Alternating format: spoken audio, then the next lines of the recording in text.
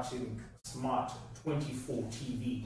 This is your #1 business channel, and we do bring you the latest business content 24 hours, 7 days a week. My name is Anthony Ssebbale, and I am your host. Remember to follow me so well on Twitter at Anthony Ssebbale and as well at Smart 24 TV. The hashtag is also Financial Markets, and we get to break down some of the global markets as well as the regional and local or domestic markets to get to, of course, put for you some of the different opportunities within the market and get you moving, of course, in terms of your savings and investment. And remember, the show is brought to you by Altex. Now, Altex East Africa is a licensed stock exchange, licensed by the Capital Markets Authority, and Altex has an exchange-traded fund on the treasury bonds in East Africa.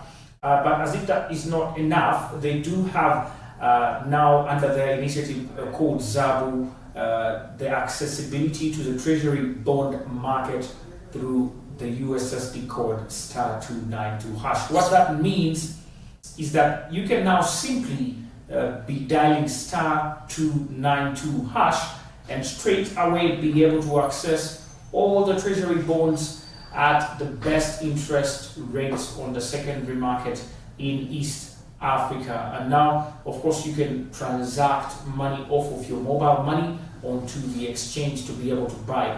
And for those of you who are selling, you can still receive the money on your mobile phone by simply dialing *292#.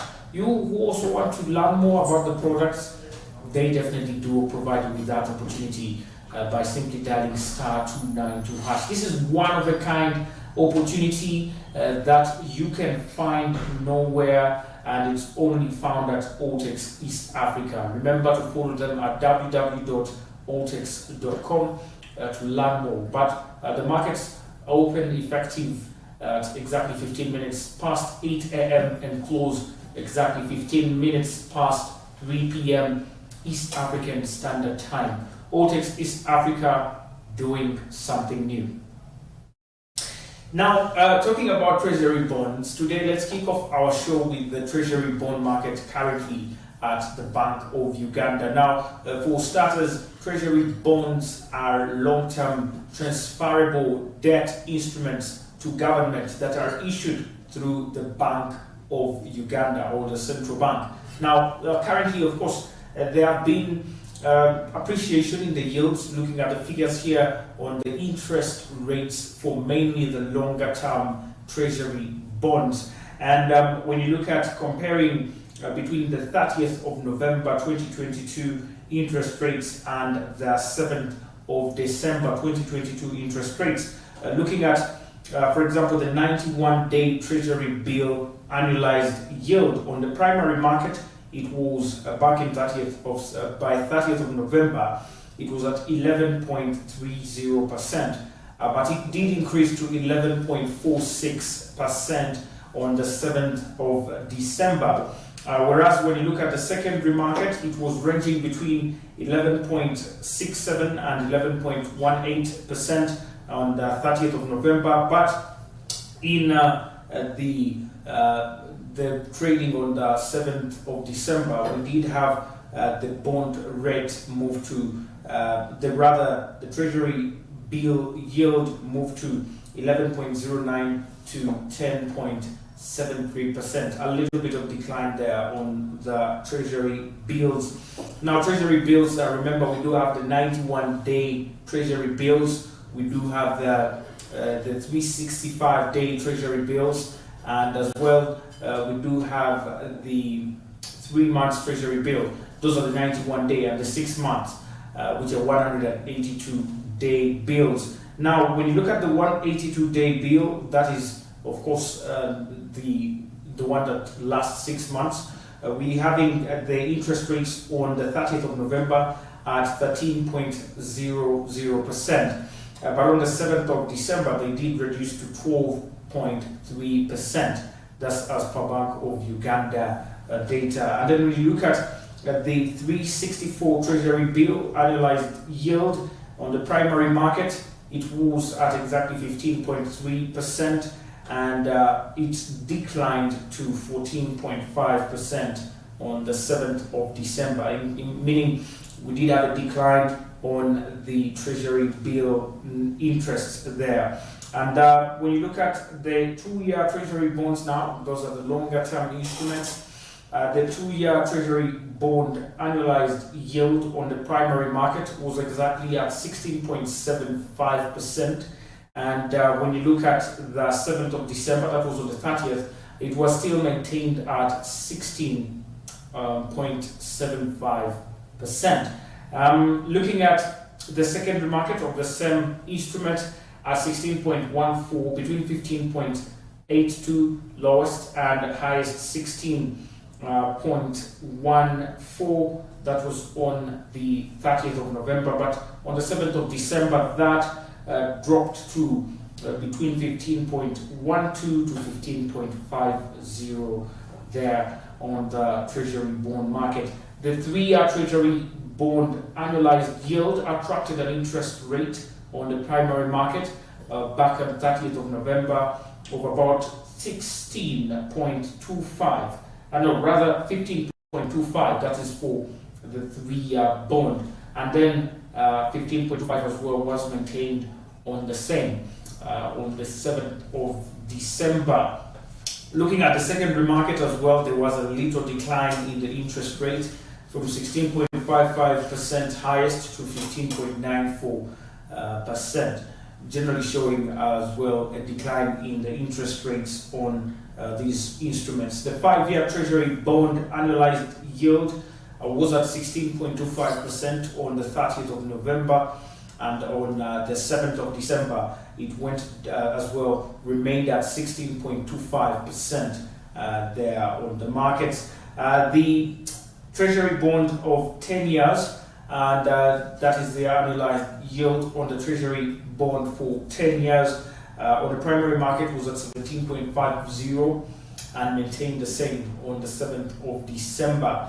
But when you look at the secondary market interest rate, it declined from 17.41 on high to about 16.79, which was the highest for the secondary market. The 20-year Treasury bond annualized yield as well maintained a 17.0% interest rate, that is for the primary market. And when you look at the secondary market, it declined from 17.96, which was the highest on the 30th of November, to 17.3%. Remember, the central bank rate, after their monetary policy committee meeting on the 7th of December, they decided to maintain the central bank rate at 10%. Of course, this has various implications on the markets, but also implications on the different interests, including the interbank rate, including the treasury bonds, and many, many others. And usually, like I've mentioned before, the central bank really comes in, of course, by adjusting the central bank rate in order to have a control or a grip on inflation. And we've not only seen this with the Ugandan central bank, but when you move to the United States, the Federal Reserve Bank has been tampering with the central bank rate there for quite a number of times, including the most recent increase of over 75 basis points. And currently, the US central bank rate is currently between 3.75 to 4.0%. That's on average. So, of course, central banks around the world are doing this to try and calm down the looming inflation that has been, of course, disturbing many, many economies around the globe. But currently, you can see these are the interest rates that the Bank of Uganda is offering for you on the secondary and primary markets. To find out more, you can visit the Bank of Uganda website, www.bou.or.ug. But remember, Altex as well is providing you with a chance to be able to make some of these trades on the secondary market, not only here for Uganda, but as well for Kenya and Tanzania. Now, before I leave the treasury bond market, many of you, of course, question how this really works, and it's quite simple. When we talk about For example, the primary market. The primary market, like the name goes, we are basically looking at exactly what you think about when you talk about, for example, the initial public offer in the stock exchange. So the primary market brings together the central bank, in this case, the Bank of Uganda, together with the public. And then, of course, the government of Uganda issues bonds or debts. In other words, the government of Uganda is trying to borrow money from the public. And this money, of course, cannot be borrowed for free. They have to return it at an interest, which is also, of course, affected by the interest rate determined by the Bank of Uganda. Now, we do have two types of the debts. We do have the long-term and the short-term debt. The short-term debt is what we call the treasury bills, and the long-term debt is what we call the treasury bonds. And of course, the two differ not only in the defining terms, but also the interests with which they come. The shorter instruments do come with the smaller interest rates because, of course, they are short-term, so you wouldn't expect them to be having a bigger interest. Now, when they do issue these bonds or bills, they invite the public on an auction. An auction means the best bidder takes it all, and the other bidders actually lose out. Now, how it works really is that people who are coming on the primary market and are competitive bidders, because we do have competitive and the non-competitive bidders. The competitive bidders do have a say on the interest rate. And this, I want to make this very, very clear today onwards. It's only the competitive bidders who have a say on the interest rate. They, in other words, of course, feed in their details through a primary dealer, and they do say or dictate what interest rate they would want that particular financial instrument. Now, these competitive bidders, to become a competitive bidder, you must be investing more than 100 billion, meaning you must be investing 100 billion plus 10,000, 100,000, because each unit of a bond is 100,000. So you multiply those and get 100 billion, and then you can become a competitive bidder. For those of you below 100 billion, definitely you're going to become non-competitive bidders. Now, how this really works is that the competitive bidders, after putting in their bids, the central bank really screens them and gets out the best interest, and then the rest are dropped. And now after that, we go into the secondary market, where we do have the public buying these bonds from the people that have already been able to purchase them on the primary market at different interest rates. That's why we do stipulate here the primary bond market yield, annualized yield or interest rate, and also the secondary market bond annualized yield. So that's how it works. So you who has not been a competitive bidder and wants to participate in this trade, it's an opportunity you find only on the secondary market. And this is what companies like Altex are also trying to provide for you, the secondary market activity, where you can be able to buy yourself some of these instruments. Now, the advantage or the return of these particular instruments is the fact that you are almost 100% sure that you will get back, first of all, your money. That's one, because government is not a defaulter by nature. Okay, that's what we expect, at least. We don't expect government to default on any of its debts. So we are sure that our money is going to get back to us either after that particular period or when we sell the instrument on the secondary market. Two, the interest rate. Now, this is an annualized interest rate, meaning it's a whole year. So if you're buying a 2-year treasury bond and you're buying it at an interest of 16%, now when you divide that interest by 2, you get 8%. It means that every single 6 months that you're holding this instrument, you're going to get an 8% interest on your bank account. And then the other 8% will come at the end of the year, and so on and so forth, until you actually finish the maturity period of the bond, or you transfer that bond to someone else. That's how it works. Very, very simple, all right? And so I hope I've tried to answer some of the questions many people have on treasury bonds and bills and how to be part of the auction. Now you know how much you need to be part of the treasury bond market, especially the primary one, and then what you need to do on the secondary market as well. Now that's it from the Bank of Uganda, and make sure you also check out those markets, because currently in these times of inflation, they do provide great opportunities for your savings to be able to get that return. Why keep the money in the bank on an account that's not making you money? Unless, of course, it's a fixed account where you're getting a little return, but you can consider yourself at least to be part of such investors and get yourself that return.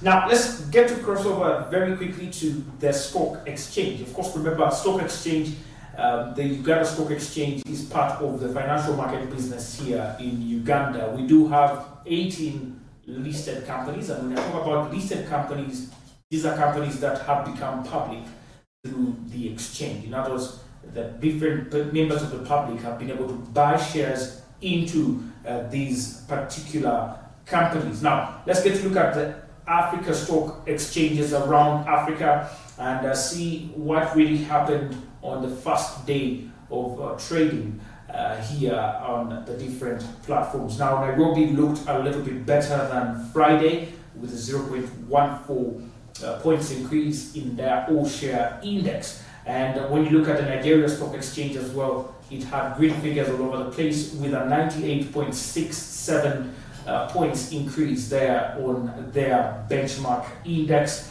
which we shall look at later on. Zimbabwe Stock Exchange is also taking the Africa Stock Exchange by storm after gaining 376.04 points on their benchmark index there. Now let's first come back home before we get into these other Africa stock exchanges. When you look at Uganda Securities Exchange, things were not so good on the first weekday of trading. That is Monday, yesterday. According to data from the Uganda Stock Exchange or Securities Exchange, only 3 companies participated in trading, which is a very worrying decline in the number of companies. If you remember on Friday, we did have smiles all over our faces after we traded over 4 million shares, and we did have Stanbic Bank of Baroda coming on the stock exchange to do all this crazy trading. Well, Monday did begin so well on the Uganda Stock Exchange after only 3 companies participating in the trade, with a total of just about 45,900 shares in total being traded. Now, the day also ended with only 1 gainer, making things worse, especially for the all-share index, which is a market capitalization weighted index. As well, when you look at the losing side, we did have over 4 companies on the losing side. Fortunately or unfortunately, all these were cross listings on the gaining and losing side, and all the participants were domestically listed equities. Looking at the top gainer here, Centum Investments returned with a gain of 0.86% on their share price. And when you look at the losing side, we did have Nation Media Group, who came out last with an end of day price depreciation of close to 1.83%, closing at exactly 475.84 Ugandan shillings per share. Looks like Nation Media Group will not be returning to 500 shillings at the end of the year. Looking at, of course, their year to date, they have a lot of work to put in. I don't know if they have enough days. We have, let's see, about 10 days left to end the year, so I don't know if they have enough days to actually clear this kind of loss that they have on their year to date. But we're seeing a continued spree of losing on the company's stock at the Uganda Stock Exchange. When you look at Kenya Airways as well, they lost further 0.6% the second day in a row, and now currently they are counting at their share price at close to 113.90 Ugandan shillings, which is putting a bigger burden as well back on the company's year-to-date performance. Kenya Airways has had several woes this year, particularly the most recent strike of pilots to, of course, increase their salaries, which of course saw the company also make huge losses. Billions of Kenyan shillings were lost while the aircrafts were on the ground when they were supposed to be in the air. It's not the first time Kenya Airways is having such challenges. They did have as well challenges earlier on this year concerning their debt and recovery from the COVID-19 pandemic shocks. And so we're looking, of course, at the company re-strategizing to see that they make a better use of 2023. Remember, African airlines are quite on the edge currently, except for a few. When you look at Kenya Airways, Uganda Airlines itself, when you look at South African Airways, they are struggling, of course, to return to profitability after the COVID-19 pandemic. But for companies like Ethiopian Airlines, they have beaten the odds and still doing very well, not only in Africa, but in the entire world, and they're making huge profits. Ethiopian Airlines was the only airline in Africa that actually came off with a profit despite the COVID-19 pandemic of 2019 and 2020. So definitely there's something to record about them. But of course, Kenya Airways is trying to make partnerships, for example, with South African Airways, so they can have a better 2023 through these alliances and trying to figure things out together and try to make a better use of the regional market, so we have a better year for the company. But currently on the Uganda Stock Exchange, the company lost 0.6% of their trading price. Our time is fast spent. We're going to take a very quick breather. When we return, we wind up the markets on the Uganda Securities Exchange and of course get to look at Nairobi Stock Exchange and then of course the US stocks. Stay with us. My name is Anthony and I am your host. You're watching Financial Markets.